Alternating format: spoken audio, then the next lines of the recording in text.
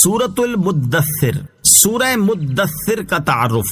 مقام نزول، سورہ مدثر مکہ مکرمہ میں نازل ہوئی ہے۔ رکوع اور آیات کی تعداد، اس صورت میں 2 رکوع اور 56 آیتیں ہیں۔ مدثر نام رکھنے کی وجہ، مدثر کا معنی ہے چادر اوڑھنے والا، اور اس صورت کی پہلی آیت میں حضور اقدس علیہ الصلوۃ والسلام کو اس وصف سے مخاطب کیا گیا، اس مناسبت سے اسے سورہ مدثر کہتے ہیں۔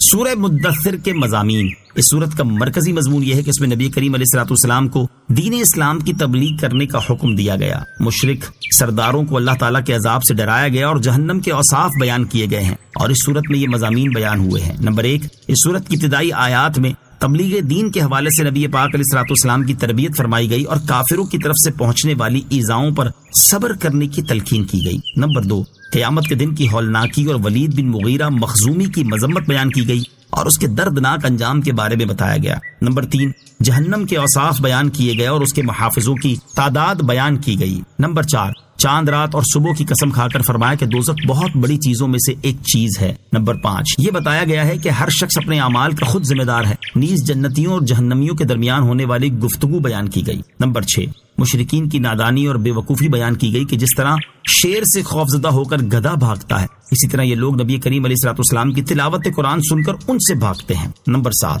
اس سورت کے آخر میں بتایا گیا کہ قرآن مجید عظیم نصیحت ہے، تو جو چاہے اس سے نصیحت حاصل کرے۔ سورہ مزمل کے ساتھ مناسبت، سورہ مدثر کی اپنے سے ماقبل سورت مزمل کے ساتھ ایک مناسبت یہ ہے کہ دونوں صورتوں کے شروع میں نبی پاک علیہ الصلوۃ والسلام کو ان کے لباس کے ایک وصف کے ساتھ ندا فرمائی گئی۔ دوسری مناسبت یہ ہے کہ سورہ مزمل کی ابتدا میں تہجد پڑھنے کا حکم دیا گیا اور اس میں اپنی ذات کی تکمیل ہے، اور سورہ مدثر کی ابتدا میں لوگوں کو اللہ تعالیٰ کے عذاب سے ڈرانے کا حکم دیا گیا اور اس میں دوسروں کی تکمیل ہے۔ بسم اللہ الرحمن الرحیم۔ ترجمہ، اللہ کے نام سے شروع جو نہایت مہربان رحمت والا ہے۔ یا ایھا المدثر قم فانذر۔ ترجمہ، اے چادر اوڑھنے والے کھڑے ہو جاؤ پھر ڈر سناؤ۔ یا ایھا المدثر، اے چادر اوڑھنے والے۔ شان نزول، حضرت جابر رضی اللہ تعالی عنہ سے مروی ہے، سرکار دو عالم صلی اللہ تعالی علیہ وآلہ وسلم نے ارشاد فرمایا، میں ہیرا پہاڑ پر تھا کہ مجھے ندا کی گئی، یا محمد انک رسول اللہ۔ میں نے اپنے دائیں بائیں دیکھا تو کچھ نہ پایا، اور جب اوپر دیکھا تو ایک شخص یعنی وہی فرشتہ جس نے ندا کی تھی آسمان اور زمین کے درمیان بیٹھا ہے۔ یہ دیکھ کر مجھ پر روب طاری ہوا اور میں حضرت خدیجہ رضی اللہ تعالی عنہا کے پاس آیا اور میں نے انہیں کہا کہ مجھے چادر اڑھاؤ۔ انہوں نے چادر اڑھا دی۔ اس کے بعد حضرت جبرائیل علیہ الصلوۃ والسلام آئے اور انہوں نے کہا، یا ایھا المدثر، اے چادر اوڑھنے والے، قم، کھڑے ہو جاؤ۔ اس آیت کا ایک معنی یہ ہے کہ اے چادر اوڑھنے والے نبی صلی اللہ تعالی علیہ وسلم، آپ اپنی خوابگاہ سے کھڑے ہو جائیں، پھر اپنی قوم کو ایمان نہ لانے پر اللہ تعالیٰ کے عذاب سے ڈرائیں۔ دوسرا معنی یہ ہے کہ اے چادر اوڑھنے والے نبی صلی اللہ تعالی علیہ وسلم، آپ اپنی خوابگاہ سے کھڑے ہو جائیں، پھر تمام لوگوں کو ایمان نہ لانے پر اللہ تعالیٰ کے عذاب سے ڈرائیں، کیونکہ آپ تمام لوگوں کی طرف رسول بنا کر بھیجے گئے ہیں۔ وَرَبَّكَ فَكَبِّرْ وَثِيَابَكَ فَطَهِّرْ۔ ترجمہ، اور اپنے رب ہی کی بڑائی بیان کرو اور اپنے کپڑے پاک رکھو۔ وَرَبَّكَ فَكَبِّرْ، اور اپنے رب ہی کی بڑائی بیان کرو، یعنی بتوں کے پجاری اللہ تعالیٰ کی شان میں جو بکواس کرتے ہیں، آپ اس سے اللہ تعالیٰ کی عظمت اور بڑائی بیان کریں۔ مروی ہے کہ جب یہ آیت نازل ہوئی تو حضور اقدس علیہ الصلوۃ والسلام نے اللہ اکبر فرمایا۔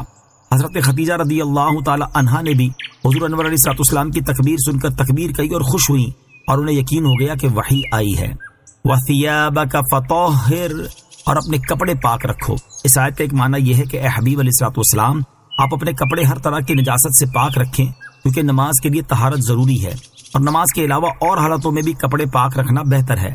دوسرا معنی یہ ہے کہ آپ کے کپڑے عربوں کی عادت کے مطابق زیادہ لمبے نہ ہوں، کیونکہ بہت زیادہ لمبے ہونے کی وجہ سے چلنے پھرنے کے دوران کپڑے نجس ہونے کا احتمال رہتا ہے۔ وَالرُّجْزَ فَاهْجُرْ وَلَا تَمْنُن تَسْتَكْثِرْ وَلِرَبِّكَ فَاصْبِرْ۔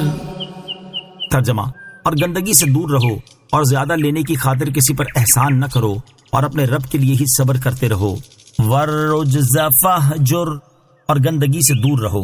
امام فخر الدین رازی رحمۃ اللہ تعالی فرماتے ہیں، اس آیت میں اللہ تعالیٰ نے اپنے حبیب علیہ الصلوۃ والسلام کو پہلے کی طرح بتوں کی عبادت سے دور رہنے پر قائم رہنے کا حکم دیا ہے۔ لہذا جس طرح مسلمان کے اس قول اہدنا کا یہ معنی نہیں کہ اے اللہ ہدایت پر نہیں اس لیے ہمیں ہدایت عطا فرما، بلکہ اس کا معنی یہ کہ ہمیں اس ہدایت پر ثابت قدم رکھ، تو اسی طرح یہاں ہے کہ اس آیت کا یہ مطلب نہیں کہ پہلے حضور علیہ الصلوۃ والسلام بتوں کی پوجا کرتے تھے اور اب انہیں اس سے منع کیا جا رہا ہے، بلکہ اس کا مطلب یہ ہے کہ جس طرح آپ پہلے بتوں کی پوجا کرنے سے دور تھے اسی طرح ہمیشہ اس سے دور ہی رہیے۔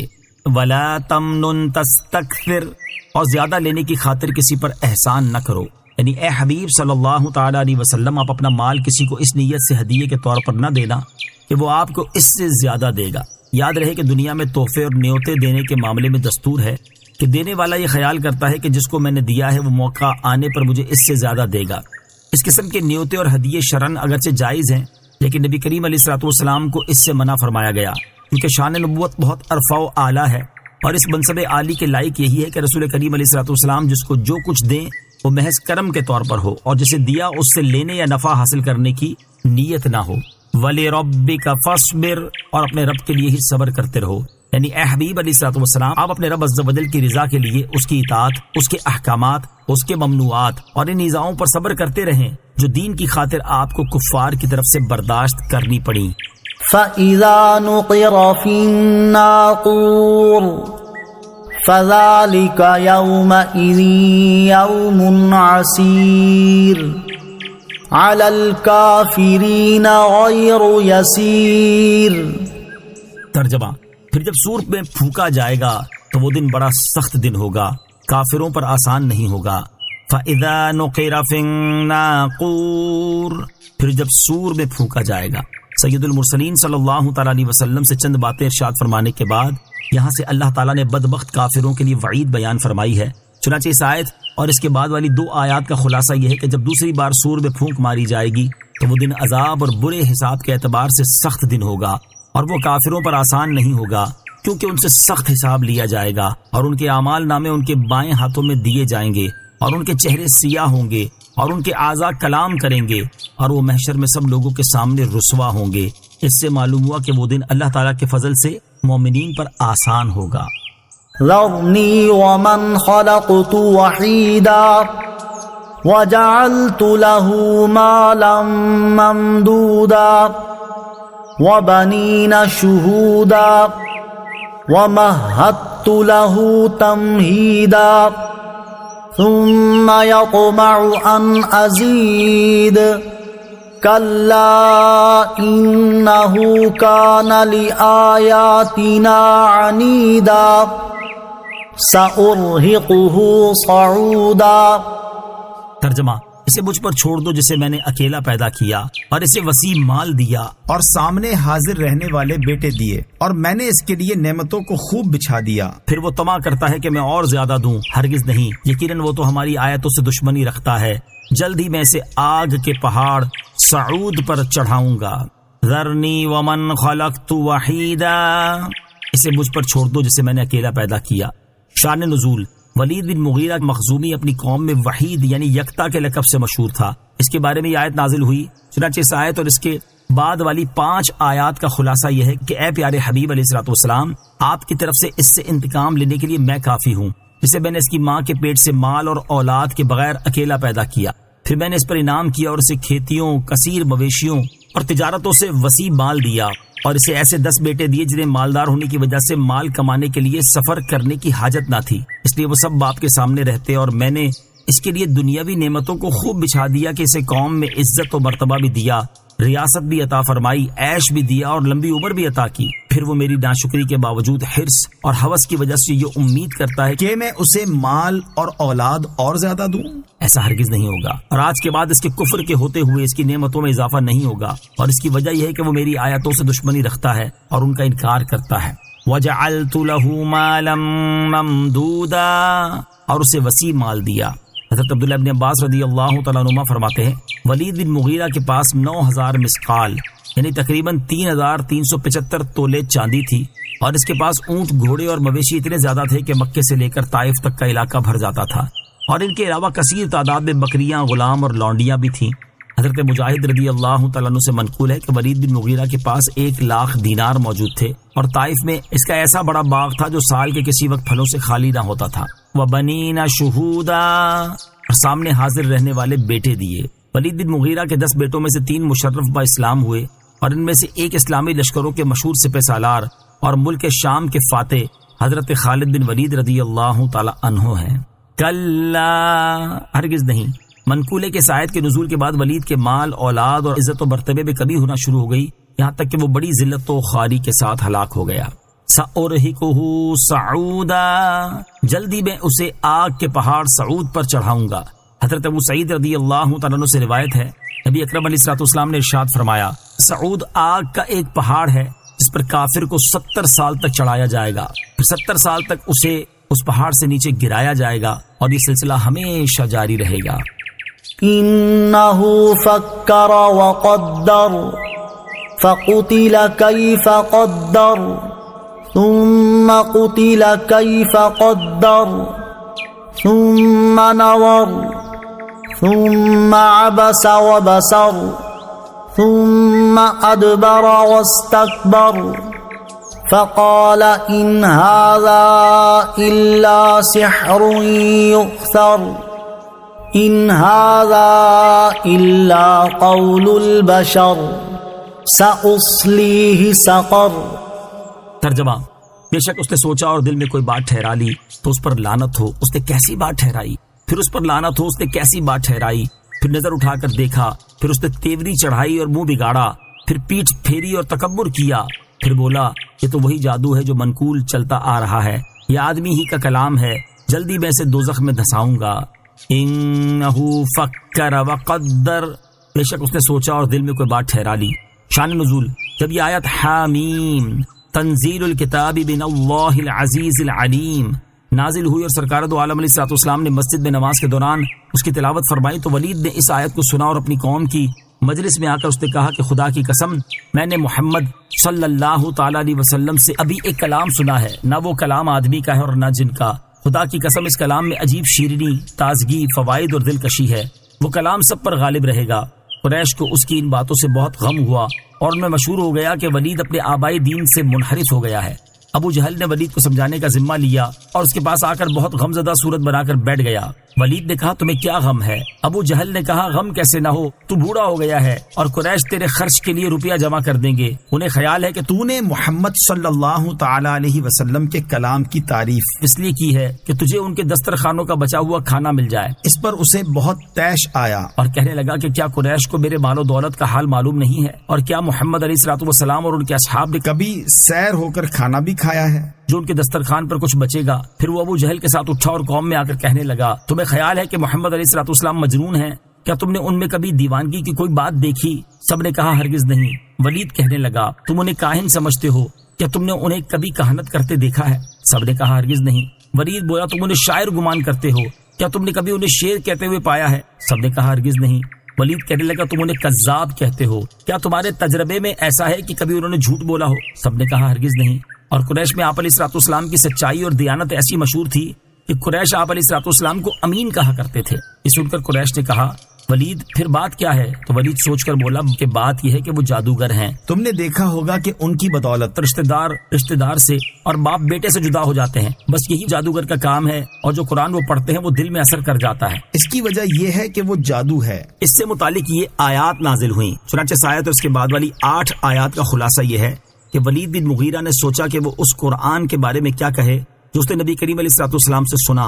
چنانچہ اس نے غور و فکر کر کے اپنے دل میں وہ کلام مرتب کر لیا جو اس نے قرآن کے بارے میں کہنا تھا۔ اب فرمان الہی ہوتا ہے کہ اس پر لعنت ہو، اس نے اپنے دل میں کیسی عجیب بات ٹھہرائی ہے، پھر اس پر لعنت ہو، اس نے اپنے دل میں کیسی حیرت انگیز بات ٹھہرائی ہے، پھر اس نے نظر اٹھا کر اپنی قوم کے چہروں کی طرف دیکھا، پھر اس نے کسی چیز میں غور کرنے والے کی طرح تیوری چڑھائی اور منہ بگاڑ لیا، پھر اس نے ایمان لانے سے پیٹھ پھیری اور تاجدار رسالت صلی اللہ تعالی علیہ وسلم کی اطاعت کرنے کو اپنی بڑائی کے خلاف سمجھا۔ پھر قرآن مجید کے بارے میں بولا یہ تو وہی جادو ہے جو جادوگروں سے منقول چلتا آ رہا ہے، اور یہ کسی آدمی ہی کا کلام ہے، یہ سن لے کے جلد ہی اللہ عز و جل اسے دوزخ میں دھسا دے گا۔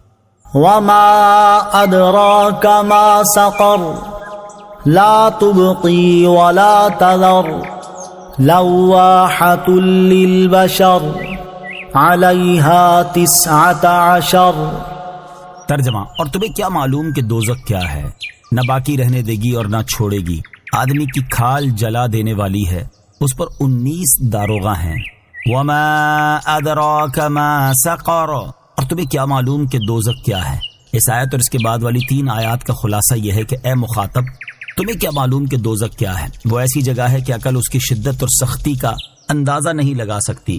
وہ نہ کسی عذاب کے مستحق کو چھوڑے گی اور نہ کسی کے جسم پر گوشت پوست کھال لگی رہنے دے گی، بلکہ عذاب کے مستحق کو گرفتار کرے گی اور گرفتار کو جلائے گی۔ اور ایسا نہیں ہوگا کہ ہلاک ہونے کے بعد معاملہ ختم ہو جائے گا، بلکہ جب اس میں داخل لوگ جل جائیں گے تو پھر ویسے ہی کر دیے جائیں گے جیسے پہلے تھے، اور جہنم پھر انہیں جلائے گی۔ وہ جہنم تو جلا کر آدمی کی کھال اتار لینے والی ہے، اور اس پر 19 فرشتے حضرت مالک علیہ السلام اور ان کے 18 ساتھی داروغہ کے طور پر مقرر ہیں۔ کفار کا سخت عذاب اور جہنم کی شدت۔ کفار کے سخت عذاب اور جہنم کی شدت کے بارے میں ایک اور مقام پر اللہ تعالی ارشاد فرماتا ہے، ان الذين كفروا بآياتنا سوف نصليهم نارا كلما نضجت جلودهم بدلناهم جلودا غيرها ليذوقوا العذاب ان اللہ کان عزیزا حکیما۔ ترجمہ، بے شک وہ لوگ جنہوں نے ہماری آیتوں کا انکار کیا، ان قریب ہم ان کو آگ میں داخل کریں گے۔ جب کبھی ان کی کھالیں خوب جل جائیں گی تو ہم ان کی کھالوں کو دوسری کھالوں سے بدل دیں گے کہ عذاب کا مزہ چکھ لیں۔ بے شک اللہ زبردست ہے، حکمت والا ہے۔ اور ارشاد فرمایا، اِنَّا أَعْتَدْنَا لِلظَّالِمِينَ نَارًا أَحَاطَ بِهِمْ سُرَادِقُهَا وَإِن يَسْتَغِيثُوا يُغَاثُوا بِمَاءٍ كَالْمُهْلِ يَشْوِي الْوُجُوهَ بِئْسَ الشَّرَابُ وَسَاءَتْ مُرْتَفَقًا۔ ترجمہ، بے شک ہم نے ظالموں کے لیے وہ آگ تیار کر رکھی ہے جس کی دیواریں انہیں گھیر لیں گی، اور اگر وہ پانی کے لیے فریاد کریں گے تو ان کی فریاد اس پانی سے پوری کی جائے گی جو پگھلائے ہوئے تانبے کی طرح ہوگا، جو ان کے منہ کو بھون دے گا۔ کیا ہی برا پینا اور دوزخ کیا ہی بری ٹھہرنے کی جگہ ہے۔ اللہ تعالی ہمارے ایمان کی حفاظت فرمائے اور ایمان کی حالت میں ہی ہمیں موت نصیب فرمائے، اور جہنم کے انتہائی سخت اور دردناک عذاب سے ہمیں نجات عطا فرمائے، آمین۔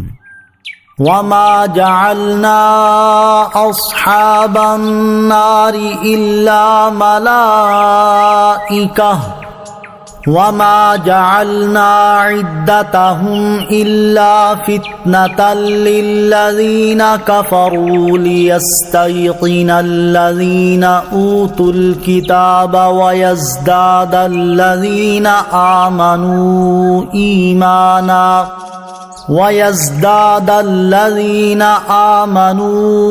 إيمانا ولا يرتاب الذين أوتوا الكتاب والمؤمنون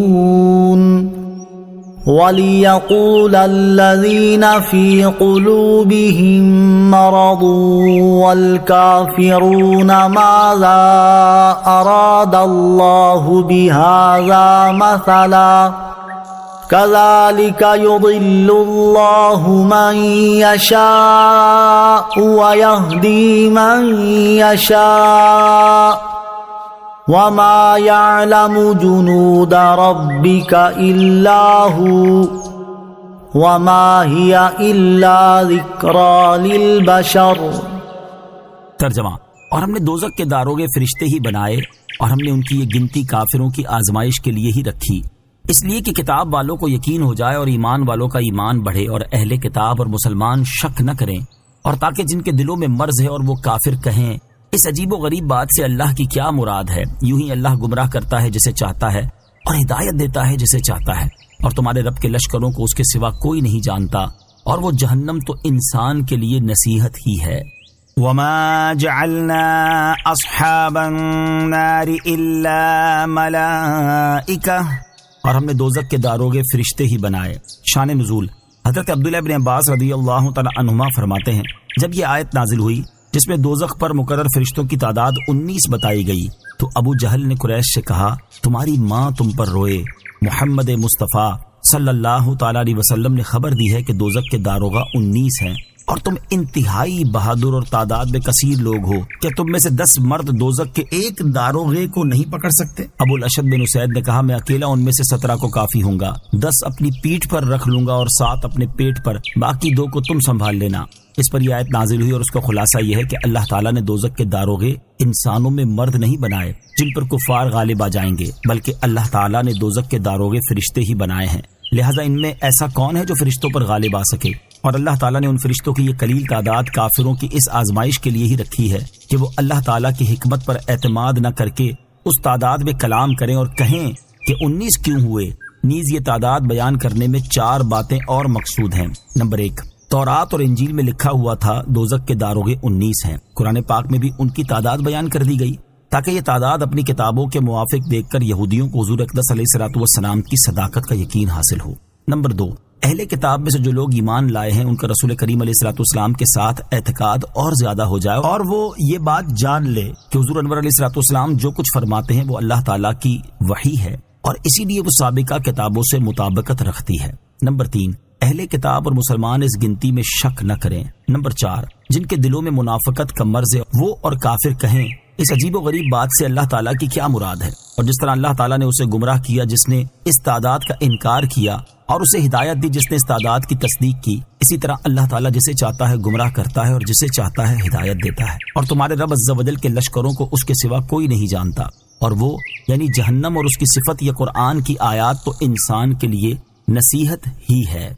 کلا والقمر واللیل اذ ادبر والصبح اذا اسفر انہا لإحدى الكبر نذیرا للبشر لمن شاء منکم ان یتقدم او یتأخر۔ ترجمہ، خبردار، چاند کی قسم اور رات کی جب پیٹ پھیرے اور صبح کی جب وہ خوب روشن ہو جائے، بے شک دوزخ بہت بڑی چیزوں میں سے ایک چیز ہے، آدمیوں کو ڈرانے والی ہے، اسے جو تم میں سے آگے بڑھنا چاہے یا پیچھے ہٹنا چاہے۔ انہا لإحدى الکبر، بے شک دوزخ بہت بڑی چیزوں میں سے ایک چیز ہے۔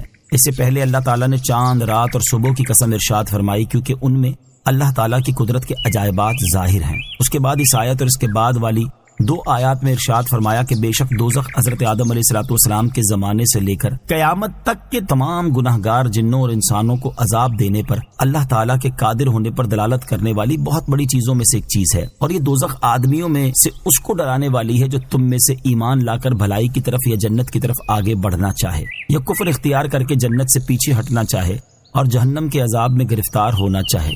اس سے معلوم ہوا کہ انسان اپنے اعمال میں مجبور محض نہیں بلکہ اسے ایک طرح کا اختیار حاصل ہے۔ کل نفس بما کسبت رہینہ الا اصحاب الیمین۔ ترجمہ، ہر جان اپنے کمائے ہوئے اعمال میں گروی رکھی ہے مگر دائیں طرف والے۔ کل نفس بما کسبت رہینہ، ہر جان اپنے کمائے ہوئے اعمال میں گروی رکھی ہے۔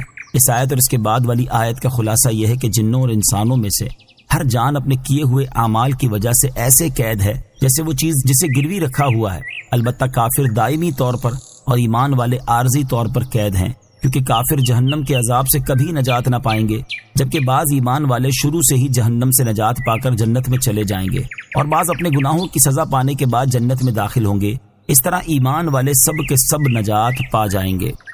فی جنات یتساءلون عن المجرمین ما سلککم فی سقر قالوا لم نک من المصلین ولم نک نطعم المسکین وَكُنَّا نَخُوضُ مَعَ الْخَائِضِينَ وَكُنَّا نُكَذِّبُ بِيَوْمِ الدِّينِ حَتَّى أَتَانَا الْيَقِينَ۔ ترجمہ، باغوں میں ہوں گے، وہ پوچھ رہے ہوں گے مجرموں سے کون سی چیز تمہیں دوزخ میں لے گئی، وہ کہیں گے ہم نمازیوں میں سے نہیں تھے، اور مسکین کو کھانا نہیں کھلاتے تھے اور بیہودہ فکر والوں کے ساتھ بیہودہ باتیں سوچتے تھے، اور ہم انصاف کے دن کو جھٹلاتے رہے یہاں تک کہ ہمیں موت آئی۔ فی جنات یتساءلون، باغوں میں ہوں گے، وہ پوچھ رہے ہوں گے۔ اس آیت اور اس کے بعد والی 7 آیات کا خلاصہ یہ ہے کہ ایمان والے آخرت میں باغوں میں ہوں گے، اور جب جہنم میں داخل ہونے والے مومن اس سے نکل جائیں گے تو جنتی کافروں سے ان کا حال پوچھیں گے کہ تمہیں کون سی چیز دوزخ میں لے گئی۔ وہ انہیں جواب دیتے ہوئے کہیں گے ہم دنیا میں نماز پڑھنے والوں میں سے نہیں تھے، کیونکہ ہم نماز کے فرض ہونے کا اعتقاد نہیں رکھتے تھے، اور مسلمانوں کی طرح مسکین پر صدقہ نہیں کرتے تھے، اور اللہ تعالیٰ کی آیات کے بارے میں بیہودہ فکر کرنے والوں کے ساتھ بیٹھ کر بیہودہ باتیں سوچتے تھے اور ان کے بارے میں جھوٹی باتیں بولتے تھے، اور ہم انصاف کے اس دن کو جھٹلاتے رہے جس میں اعمال کا حساب ہوگا اور ان کی جزا دی جائے گی، یہاں تک کہ ہمیں موت آئی اور ہم ان مذموم افعال کی وجہ سے ہمیشہ کے لیے جہنم میں داخل ہو گئے۔ فما تنفعهم شفاعة الشافعین، ترجمہ، تو انہیں سفارشیوں کی سفارش کام نہ دے گی۔ فما تنفعهم شفاعة الشافعین، تو انہیں سفارشیوں کی سفارش کام نہ دے گی، یعنی انبیاء کرام علیہ الصلوۃ والسلام، فرشتے، شہداء اور صالحین جنہیں اللہ تعالیٰ نے شفاعت کرنے کا اذن دیا ہے، وہ ایمانداروں کی شفاعت کریں گے اور کافروں کی شفاعت نہیں کریں گے، لہذا جو لوگ ایمان نہیں رکھتے انہیں قیامت کے دن شفاعت میسر بھی نہ ہوگی۔ گناہ گار مسلمانوں کی شفاعت ہوگی۔ اس آیت سے ثابت ہوا کہ قیامت کے دن گناہ گار مسلمانوں کے لیے شفاعت ہوگی اور انہیں شفاعت کام بھی آئے گی، اور یہ بات کثیر احادیث سے بھی ثابت ہے، جیسا کہ حضرت عبداللہ بن شقیق رضی اللہ تعالیٰ عنہ فرماتے ہیں، میں ایلیا کے مقام پر ایک قافلے کے ساتھ تھا، ان میں سے ایک شخص نے کہا میں نے رسول اللہ صلی اللہ تعالیٰ علیہ وآلہ وسلم کو یہ ارشاد فرماتے ہوئے سنا ہے کہ میری امت کے ایک آدمی کی شفاعت کے ذریعے بنو تمیم کی آبادی کی تعداد سے زیادہ لوگ جنت میں داخل ہوں گے۔ عرض کی گئی یا رسول اللہ صلی اللہ تعالیٰ علیہ وآلہ وسلم، کیا وہ شخص آپ کے علاوہ کوئی اور ہوگا؟ ارشاد فرمایا ہاں، میرے علاوہ کوئی اور ہوگا۔